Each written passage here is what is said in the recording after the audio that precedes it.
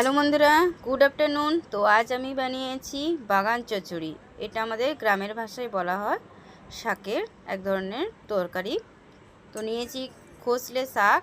এটা হচ্ছে দেখতে নোটে শাকের মতো, বাট নোটে শাক নয়। নিয়েছি আলু লম্বা করে কাটা, মটরশুঁটি, টমেটো, বেগুন, গাজর, কাঁচা পাকা লঙ্কা।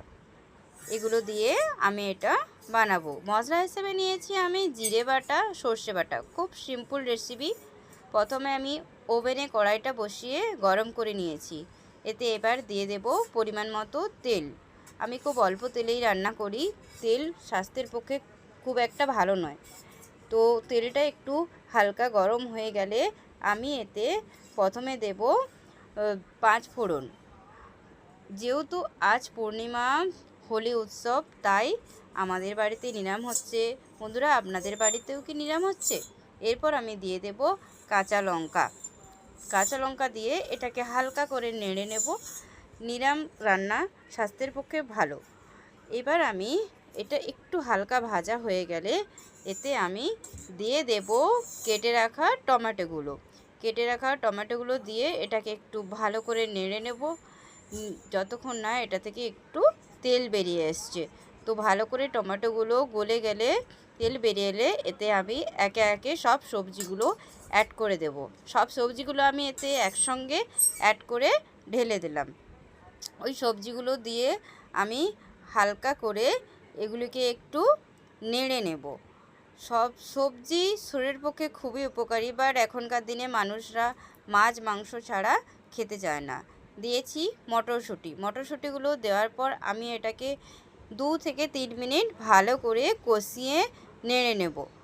2-3 মিনিট কষিয়ে নেড়ে নেব। নেড়ে নিয়েছি। এবার এতে আমি অ্যাড করব শাকগুলো। শাক স্বাস্থ্যের পক্ষে খুবই উপকারী।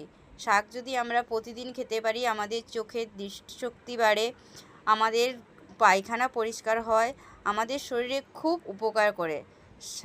শাকাহারী মানুষরা আগেকার দিনের শাক পাতাই খেত। এবার আমি এটাকে ভালো করে শাকটাও নেড়ে নিয়েছি। এবার এতে আমি একে একে অ্যাড করব পরিমাণ মতো হলুদ গুঁড়ো। হলুদ গুঁড়ো জীবাণুনাশক হিসেবে ব্যবহার করা হয়, তা আপনার পরিমাণ মতো দেবেন। শাকে পোকামাকড় থাকতে পারে। অ্যাকচুয়ালি হলুদ গুঁড়ো কোনো রং করার জন্য ব্যবহার করা হয় না, হলুদ গুঁড়ো জীবাণুনাশক হিসেবে ব্যবহার করা হয়। এরপর আমি অ্যাড করলাম এতে পরিমাণ মতো লঙ্কা গুঁড়ো এবং লবণ। এগুলো দিয়ে আমি এটাকে ভালো করে নেড়ে চেড়ে নেব। একটু নেড়ে চেড়ে নিয়ে এতে আমি এবার মশলা জলটা অ্যাড করব। ভালো করে একটু নাড়াচাড়ার পর আমি এতে মশলা জলটা অ্যাড করে দিলাম।